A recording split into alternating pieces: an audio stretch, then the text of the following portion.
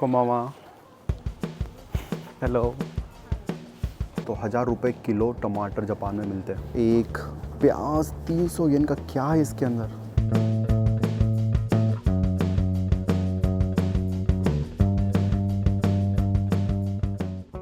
Hello दोस्तों, कैसे आप? अगर आप चैनल पे नए हो तो चैनल को ज़रूर सब्सक्राइब करिएगा। दोस्तों, आप ये मेरे पीछे देख रहे हो साकुरा का पेड़। ये पूरे एरिया में बस एक ही पेड़ है मेरे घर के पास में। और अभी एक दो दिन काफ़ी बारिश आई थी ना यहाँ पे। देखो यहाँ पे सारे जो पत्ते इस पेड़ के सारे यहाँ पे गिर चुके हैं। पूरा भी ये एरिया पिंक हो गया है। आज है दोस्तों संडे और अभी बज रहे शाम के 5 और मैंने सोचा कि क्यों ना अभी घर पे बैठ के, मैं बोर हो गया था सुबह से, तो सोचा कि कॉफ़ी पीते हैं जाके एक कॉफ़ी शॉप के अंदर। और आप देख रहे हो बगल में जो अंकल है, हमेशा मैं यहाँ से जाता हूँ तो यहीं पे बाहर आके स्मोकिंग करते रहते हैं। तो ना मेरे घर के पास में काफ़ी अच्छे यहाँ पे कॉफ़ी शॉप्स है। आज हम जाएंगे, कॉफ़ी पियेंगे और साथ ही में आपके जो क्वेश्चंस है वो सारे क्वेश्चंस हम लेंगे। देख रहे हो दोस्तों यहाँ पे एप्पल का फ़ोन तो आपको पता होगा बट जापान में ना एप्पल जिम भी होती है। तो मेरे घर के पास में यहाँ पर एक नई जिम खुली है जिसका नाम है एप्पल जिम। तो ये जो जिम है ना, इतनी बड़ी नहीं है जैसे कि मैं गोल्ड्स जिम में जाता हूँ, वो काफ़ी बड़ी है। ये वाली काफ़ी छोटी है, एक रूम है। अगर आपको पर्सनल ट्रेनिंग लेना है और पर्टिकुलर कुछ वर्कआउट करना है बेसिक वाले, तो आप ये एप्पल जिम ज्वाइन कर सकते हो। दोस्तों, आपको म्यूज़िक सुनाई दे रही है? बैकग्राउंड में एक म्यूज़िक बज रही है। तो ये जो म्यूज़िक है ना दोस्तों, ये है 5 बजे वाली म्यूज़िक। यानी जापान में ऑफिस स्टार्ट होता है 9 बजे और यूजुअली जो काम होता है वो 5 बजे बंद हो जाता है। तो ये जो बज रहा है ये सबके लिए है। ये पता नहीं कोई बिल्डिंग में बज रहा है और हर जगह पे बजता है। मैं भी जब ऑफिस पहले जाया करता था तो वहाँ पर ये म्यूज़िक बजा करती थी।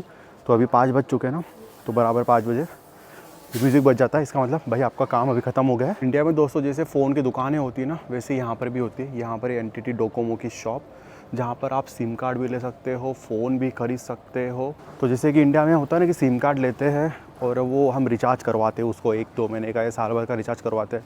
और हमको अगर वो सिम नहीं चाहिए तो हम दूसरा भी खरीद लेते हैं। बट जापान में ऐसा नहीं होता। यहाँ पर आपको कोई भी, अगर आप सिम कार्ड ले लो, फॉर एग्जांपल डोकोमो का ले लो, तो इसका जो सिम कार्ड है वो कॉन्ट्रैक्ट बेसिस पे होगा। यानी 2 साल का कॉन्ट्रैक्ट होगा, आपको 2 साल तक पैसे देने ही पड़ेंगे उनको मंथली।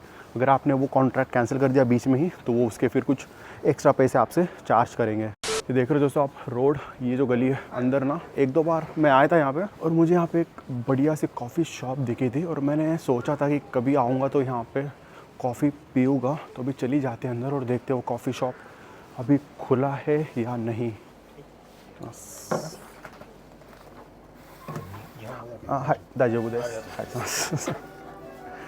यहाँ पे दोस्तों ये मेनू, खाने का भी इनके पास में काफ़ी कुछ, हमें खाना तो है नहीं। तो इनके पास में ना चाय भी है, द काइंड ऑफ टी। और मुझे ना इनके पास में इंडियन चाय भी दिखे। देखो, इंडियन साउदर्न पार्ट की नीलगिरी और नॉर्थ इंडिया दार्जिलिंग की। तो लेते दोस्तों ये वाली निहोनो स्ट्रेटो कोही, जो कि 480 येन की है।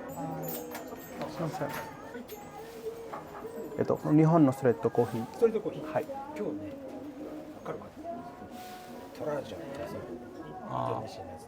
हाय। किरीमांजारी। हाय। तो दोस्तों जब तक हमारी कॉफ़ी आती है तब तक हम लेते हैं पहला क्वेश्चन हमें पूछा है एनी कास्टर ने। हेलो भैया, मुझे जापान में जॉब के लिए इंटरव्यू देना है। अरे वाह, कॉन्ग्रेचुलेशन, 2 दिन में इनका इंटरव्यू है और मोस्टली इंटरव्यू ऑनलाइन रहने वाला है। तो इनको कोई टिप्स चाहिए। तो ये जब मैं क्वेश्चन का आंसर करूँगा तो मुझे नहीं पता कि आपका इंटरव्यू हो चुका है या फिर होने वाला है, तो इसका आंसर करूँ आपको। तो मैंने 2016 में इंटरव्यू दिया था जापान में जॉब के लिए। तो मेरा जो पहला इंटरव्यू था वो ऑनलाइन था और उसके बाद में मेरे फिजिकल इंटरव्यू थे, यानी सामने उनके इंटरव्यू थे। तो आपका ऑनलाइन तो बहुत अच्छी बात है। तो मैं आपको 2-3 टिप्स देने वाला हूँ जो कि आपको बहुत ही हेल्प करने वाला है। तो सबसे पहले तो आपको याद रखना है कि आपको बड़ा पोलाइट रहना है। यानी पूरे इंटरव्यू में आपको आपके चेहरे पे स्माइल रखना है, कॉन्फिडेंस रखना है, काफ़ी पोलाइटली उनसे बात करना है, क्योंकि जापानीज़ लोगों को पोलाइटनेस बहुत ज़्यादा अच्छा लगता है। दूसरा आपको याद रखना है फ्रैंकनेस। यानी अगर आपको कोई क्वेश्चन का आंसर नहीं आ रहा है तो सीधा उनको मना कर दो कि मुझे इसका आंसर नहीं आता। आप उसको घुमा फिरा के या कोई गलत आंसर कर रहे हो तो वो तुरंत आपको पकड़ लेंगे। तो ट्राई करो कि अगर आपको आंसर नहीं आ रहा तो स्ट्रेट फॉरवर्ड उनको पोलाइट वे में बोल दो कि मुझे इसका आंसर नहीं आता है। तीसरा आपको याद रखना है, वो क्वेश्चन आपको ज़रूर पूछेंगे कि आप हमारे कंपनी में कितने साल तक काम करना चाहोगे। तो कभी कभी होता है ना कि हम बोल देते कि हाँ 1 साल 2 साल, या कभी कभी बोलते हैं कि पता नहीं है, जब तक मन करेगा तब तक। आपको ऐसा ये गलती कभी नहीं करना है आंसर। तो आपको आंसर ऐसा करना है कि मैं अंटिल रिटायरमेंट, आप उनको उसे नंबर मत बोलो 1 साल 2 साल 10 साल, उनको बोलो कि अंटिल रिटायरमेंट मैं आपकी कंपनी में जॉब करूँगा। तो जापान में ये कल्चर है कि आप एक बार कोई कंपनी में ज्वाइन कर लो तो जापानीज़ लोग ट्राई करते हैं कि इसी कंपनी में, सेम कंपनी में लॉन्ग टर्म तक रहे, तो वो एक ट्रस्ट बन जाता है। तो आप जब आंसर करोगे इस क्वेश्चन का तो ये बोलना कि मैं अंटिल रिटायरमेंट आपके कंपनी में जॉब करना चाहता हूँ। और फोर्थ और सबसे इम्पॉर्टेंट टिप मैं आपको ये देना चाहूँगा, जो कि मैंने भी बहुत ही सीखी है पिछले 8-10 साल में, कि जापान में जो काम होता है ना वो फिक्स नहीं होता है। यानी अगर आप कोई एक काम कर रहे हो एक डिपार्टमेंट में, तो वो ऐसा मत कंसिडर करेगा कि आप हमेशा वही काम करेंगे। यहाँ पे जॉब रोटेशन काफ़ी ज़्यादा होता है। यानी 2-3 साल आप एक टेक्नोलॉजी पे काम करेंगे, फिर अगले 2-3 साल आप किसी और टेक्नोलॉजी पे काम करेंगे, सेम डिपार्टमेंट में, या फिर डिपार्टमेंट आपका चेंज भी हो सकता है। तो अगर वो आपको ऐसा क्वेश्चन पूछ रहे कि आप काम करने में फ्लेक्सिबल हो क्या, आप कौन सी टेक्नोलॉजी पे काम करना चाहोगे, या आपको 2-3 साल बाद में अगर हम कोई और काम दे दे करने के लिए, तो आपको आता भी नहीं है, तो आप वो करना चाहोगे क्या, तो आप ज़रूर उसको हाँ बोलिएगा। और उसका आंसर आप ऐसे करेगा कि भले वो मुझे चीज़ नहीं आ रही है, वो मैं खुद से सीखूंगा, मैं मेरे कलीग से सीखूंगा, मैं ई लर्निंग करूंगा, क्लासेस लूँगा, बट मैं वो सीखूंगा और वो मैं ट्राई करूंगा सीखने के लिए। और हाँ, जब भी आप इंटरव्यू दोगे सूट टाई ज़रूर पहनिएगा। अगला क्वेश्चन हमें आया है, यूज़र पीएफ ने पूछा है कि which is the best university for software engineering in Japan. तो वैसे तो काफ़ी सारी यूनिवर्सिटीज़ है जापान में इंजीनियरिंग के लिए, बट जो 2-3 है सबसे बड़े यहाँ पे, वो है टोक्यो यूनिवर्सिटी, उसके बाद में नागोया यूनिवर्सिटी, क्योतो यूनिवर्सिटी और वासेदा यूनिवर्सिटी। ये जो यूनिवर्सिटीज़ है ये जापान के टॉप में आती है, और यहाँ पे आप सॉफ्टवेयर छोड़ो आप कोई भी इंजीनियरिंग करोगे ना तो वो बेस्ट ही रहने वाला है। नेक्स्ट क्वेश्चन दोस्तों, मुझे काफ़ी सारे आए हैं शादी के लिए। भाई कब तक अकेले व्लॉग बनाओगे, शादी कर लो, शादी कब करोगे भाई, ऐसे इतने कमेंट मैंने पढ़े हैं आपके दोस्तों। तो मैं आपको पूछना चाहता हूँ कि मैं आपको अभी खुश नहीं लग रहा हूँ क्या विदाउट शादी। मैंने कमेंट करके क्यों मुझे फोर्स कर रहे हो शादी करने के लिए। मैं जब आपके ऐसे कमेंट पढ़ता हूँ ना कि भाई शादी कब करोगे, तो मुझे ना मेरे जो रिलेटिव होते हैं और जो पड़ोस वाले आंटी वाली मुझे फीलिंग आती है कि भाई ये मुझे शादी के लिए पूछ रहे हैं। हाँ, अगर आपके पास कोई लड़की हो तो आप मुझे ज़रूर रिश्ता भेज दो, मुझे बता दो, तो मैं ज़रूर उसको कंसिडर करूँगा। बट ऐसे आप कमेंट करके मुझे बोलो मत शादी करने के लिए। मेरे घर वाले भी मेरे वीडियोस देखते हैं, तो आपके कमेंट मेरे मॉम भी पढ़ती होंगी, और वो भी मुझे फिर बार बार प्रेशर डालती रहती है शादी के लिए।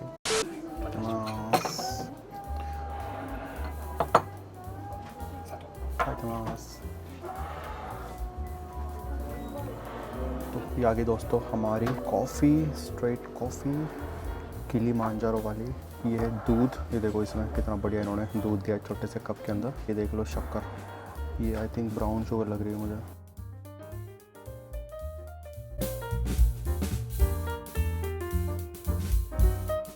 में अगले काफ़ी सारे कमेंट्स आए हैं मेरे सैलरी के ऊपर। How much is my salary per month, आपकी सैलरी अप्रॉक्सीमेटली कितनी है भाई, आपकी सैलरी बताओ। इसके पहले काफ़ी सारे व्लॉग्स में बताया था कि मेरा सैलरी एग्जैक्टली मैंने नहीं बताया था, बट जापान में अगर आप जॉब कर रहे हो तो जो फ्रेशर्स होते हैं और जो एक्सपीरियंस लोग होते हैं उनका सैलरी कितना होता है, मैंने एक आपको रेंज बताई थी। तो 2 बातें हैं, एक तो लड़की को उसकी एज नहीं पूछते, और जो लड़के होते हैं उनको उनकी सैलरी नहीं पूछते। तो ऑफकोर्स मैं मेरी सैलरी कितनी है वो एग्जैक्ट नंबर तो आपको नहीं बताऊंगा, बट अगर आपने मेरे पुराने कुछ ब्लॉग्स देखे होंगे तो आपको एक जनरल आइडिया आ गया होगा कि जापान में सैलरी कितना होता है और मेरा सैलरी कितना होगा। अगर आपको मेरा सैलरी का आइडिया आ गया होगा, जो लोग मेरे रेगुलर व्लॉग्स देखते हैं, तो मुझे कमेंट करके ज़रूर बताइए कि मेरा करंट सैलरी अभी कितना हो सकता है। देखते हैं आप कितना करेक्ट गेस कर पाते हो। मुझे काफ़ी क्वेश्चन दोस्तों मेरे YouTube सैलरी के ऊपर भी आए हैं। और जोड ने मुझे पूछा है कि जापान में मेरा वीडियो क्रिएटर को कितना YouTube पे करता है। यूज़र रेना गुप्ता ने भी पूछा है कि YouTube इनकम मेरा कितना है। Of course I earn from YouTube also, but मेरा जो अकाउंट है वो जापान में नहीं है, मैं कमाता हूँ यूरो में, क्योंकि मैं जब स्पेन में रहता था तब मेरा जो अकाउंट है वो मोनेटाइज हुआ था, तो मेरी जो सैलरी होती है वो येन में नहीं होती है, वो यूरो में होती है। अगर मैं आपको एक जनरल नंबर बता दूँ कि मैं YouTube से कितना कमाता हूँ, तो वो भी मैं आपको एग्जैक्ट नहीं बताऊँगा, क्योंकि वो काफ़ी फ्लक्चुएट होती रहती है मंथली। जब ज़्यादा व्यूज़ आते हैं तो ज़्यादा पैसे मिलते हैं, कम व्यूज़ आते हैं तो कम पैसे मिलते हैं। तो आप एक अंदाज़ लगा सकते हो कि इंडिया में जो फ्रेशर्स इंजीनियर्स होते हैं, वो जब कंपनी ज्वाइन करते हैं, उनको जितनी सैलरी होती है पर मंथ स्टार्टिंग में, उतनी मेरी अभी करंटली यूट्यूब की सैलरी है। साथ में दोस्तों मैंने ये बुक लाई है पढ़ने के लिए, साइकोलॉजी ऑफ मनी। रिसेंटली मुझे एक्चुअली बुक पढ़ना काफ़ी अच्छा लगता है, फ़िक्शन नॉन फिक्शन। तो ये बुक मैंने अभी स्टार्ट की है पढ़ना और ऑलमोस्ट मेरी आधी पढ़ के हो चुकी है, आधी अभी बची हुई है। तो कॉफ़ी शॉप में मैं Q&A के साथ में ये बुक भी पढ़ने वाला हूँ। तो अभी थोड़ा देर हम ये बुक पढ़ते हैं।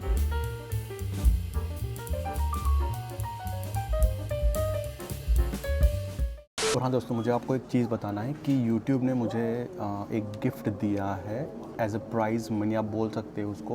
यूजुअली सबको नहीं मिलता है, वो उन्होंने स्पेसिफिक यूट्यूबर को अभी वो दिया है। मेरे चैनल का ग्रोथ देख के और मेरे चैनल को सपोर्ट करने के लिए यूट्यूब जापान ने मुझे 1.5 लाख येन का उन्होंने मुझे एक गिफ्ट दिया है, जो कि मैं यूज़ कर सकता हूँ मेरे चैनल को और ग्रोथ करने के लिए। तो आप बोल सकते हो कि इट्स लाइक अ स्पॉन्सर उन्होंने मेरे किया है मेरे चैनल को, कि मैं जो कंटेंट है वो अच्छे कंटेंट ला सकूं आपके लिए।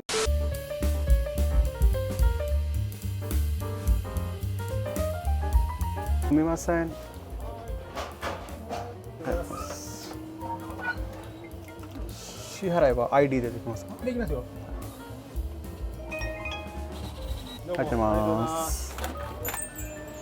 दोस्तों। निकल गए अभी हम इस कॉफ़ी शॉप के बाहर। पूरा 2 घंटा दोस्तों मैं अंदर बैठा था। आपके क्वेश्चन लेते लेते मैंने फिर बुक पढ़ना स्टार्ट किया और बुक में मैंने इतना घुस गया ना उस बुक के अंदर, तो मैंने पूरे 3-4 चैप्टर ख़त्म कर दिए। ये देख लो अभी यहाँ का वेदर, अभी बारिश चल रही थी यहाँ पे। अच्छा हुआ मैं बाहर निकला नहीं। पिछले 2 घंटे से अभी मैंने वेदर चेक किया, पिछले 2 घंटे से अभी बारिश चल रही थी और जस्ट अभी मैं कॉफ़ी शॉप के बाहर निकला और बारिश रुकी हुई है। और ये दोस्तों मेरे स्टेशन के पास का नज़ारा, कितना सही वाइब आ रहा है। देखो अभी शाम होते ही यहाँ पर लाइट्स ऑन हो चुके हैं, स्ट्रीट लाइट्स, और सारी दुकानें ऑलमोस्ट अभी बंद हो चुकी है। अभी लेते दोस्तों अगला क्वेश्चन। यूज़र ZC ने पूछा है कि ब्रो जापान में PR कैसे मिलता है। तो शायद मैंने लास्ट 1 या 2 वीडियो पहले मैंने बताया था कि PR के बारे में। मैं भी PR अभी अप्लाई कर रहा हूँ। तो उसका जो प्रोसेस है वो 2 कंडीशन होती है उसकी। एक तो यहाँ पे पॉइंट सिस्टम होता है आपके पास, यानी आपका जो ग्रेजुएशन, आपका कहाँ पे काम कर रहे हो, आपका सैलरी कितना है, और भी काफ़ी सारे फैक्टर्स होते हैं। और उसका एक पॉइंट्स होता है, पॉइंट्स मिलने के बाद में, और उसमें हाँ जापनीज़ का भी आता है कि जापनीज़ लेवल कितना है। तो वो सब मिला के एक पॉइंट्स होता है, और वो पॉइंट्स अगर आपके थ्रेशोल्ड क्रॉस कर रहा है तो आप PR को अप्लाई कर सकते हो। और दूसरा है कि आपका 10 साल आप जापान में हो तो आप PR के लिए अप्लाई कर सकते हो। तो पिछले 3-4 साल पहले वो मैंने पॉइंट्स कैलकुलेट किए थे, तो मेरे 5 पॉइंट्स कम आ रहे थे, तो मैं अप्लाई नहीं कर पाया। तो मैंने इसको इग्नोर किया, मतलब बाद में कभी अप्लाई करेंगे। और अभी मुझे 10 साल होने वाले हैं, तो मैं जल्दी अभी अगले साल PR का प्रोसेस स्टार्ट करने वाला हूँ। तो जब भी मैं PR का प्रोसेस स्टार्ट करूँगा, मैं आपको ज़रूर बताऊँगा कि आपको जापान में PR बनवाना है तो उसके लिए क्या क्या चीज़ें लगती है। निहाल महातर ने काफ़ी कमेंट किए हैं, एक मराठी व्लॉग होऊन जाऊ दे दादा vote for Marathi vlog. Relax hub ने भी बोला है कि एक व्लॉग मराठी में करो प्लीज़। तो हाँ, मुझे मराठी भी आती है क्योंकि मैं महाराष्ट्र से ही हूँ। तो मैंने काफ़ी सारे व्लॉग्स में छोटे मोटे पार्ट में मैंने मराठी में बात की है और आपने वो नोटिस किया है। और काफ़ी लोग रिक्वेस्ट कर रहे हैं कि मैं मराठी में एक व्लॉग बनाऊँ। तो मैं सोचा कि क्यों ना एक व्लॉग मराठी में हो जाए। तो आई नो कि काफ़ी सारे जो व्यूअर्स हैं उनको मराठी नहीं आती है, बट क्यों ना मैं एक मराठी व्लॉग बनाऊँ और आप उसको एंजॉय करो। भले आपको समझ में नहीं आ रहा है, बट थोड़ा बहुत तो मराठी हिंदी सिमिलर होता है, तो आप समझ पाओगे। तो फॉर अ चेंज मैं सोच रहा हूँ कि एक व्लॉग, आने वाला एक व्लॉग मैं जनरल एक मराठी में बनाऊँ। तो अगर आप चाहते हो कि मैं मराठी में व्लॉग बनाऊँ, क्योंकि आप चाहोगे तो ही मैं मराठी में बनाऊँगा, तो इस वीडियो में आप कमेंट करो। जितने लोग चाहेंगे, ज़्यादा लोग चाहेंगे मराठी में व्लॉग मैं बनाऊं, तो मैं ज़रूर अगला व्लॉग मराठी में बनाऊंगा। तो जाइए और नीचे कमेंट करिए। तो दोस्तों वॉक करते करते अभी हम पहुँचे हैं यहाँ पे, ये सिकागामी सुपर मार्केट में। यहाँ पे यूजुअली मैं आता हूँ नहीं, क्योंकि ये बहुत ही महंगा सुपर मार्केट है। तो मैंने सोचा कि क्यों ना अभी इसके अंदर आते हैं। देखो आपको थोड़ा प्राइस बता देता हूँ। अब आ ही गए यहाँ पर, तो ये देखो, ये है मौसम्बी। कितनी बड़ी मौसम्बी है, इन्होंने बढ़िया बॉक्स के अंदर पैक करके दी है। और इसका प्राइस अगर आप देखोगे तो आप हिल जाओगे, 800 येन के दोस्तों। तो ये एक मौसम्बी 400 येन की है, इतनी महंगी है। एक एप्पल दोस्तों यहाँ पे 200 येन का है, ये वाला। ये प्याज देख लो दोस्तों, आप देख के हिल जाओगे। ये जो एक प्याज है, ये 300 येन का एक प्याज है दोस्तों। एक प्याज 300 येन का, क्या है इसके अंदर। और अभी मैं आपको जो चीज़ बताने वाला हूँ ना, वो देख के तो आप बिल्कुल शॉक हो जाओगे। ये देखो, ये है टमाटर का सेट। टमाटर एक बॉक्स है, उसके अंदर इन्होंने पूरा पैक करके दिया है।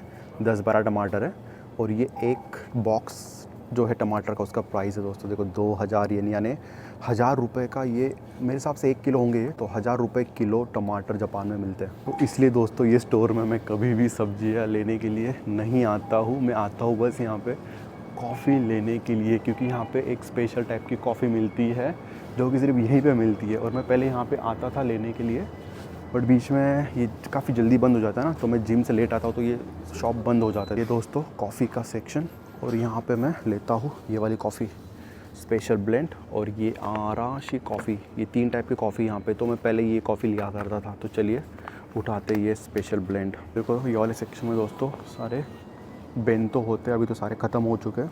और मैंने आपको बताया था कि शाम के टाइम पे यहाँ पे डिस्काउंट लग जाता है। तो देख रहे हो आप, ये स्टिकर लगा हुआ है यहाँ पे। तो यूजुअली इसका जो प्राइस है वो 300 येन का है, बट इसके ऊपर स्टिकर लगा हुआ है और इसका प्राइस अभी हाफ़ हो चुका है, क्योंकि शाम में यूजुअली यहाँ पे जो प्राइस होते हैं बेंतो के वो हाफ़ हो जाते हैं। देखो यहाँ भी और यहाँ भी सारे बेंतो लगे हुए हैं, सबके हाफ़ प्राइस है। तो राइस तो मैंने घर पर भी लगाया है नहीं, ये राइस है बीन्स वाले ब्राउन राइस, तो इसको ख़रीद लेते हैं हम।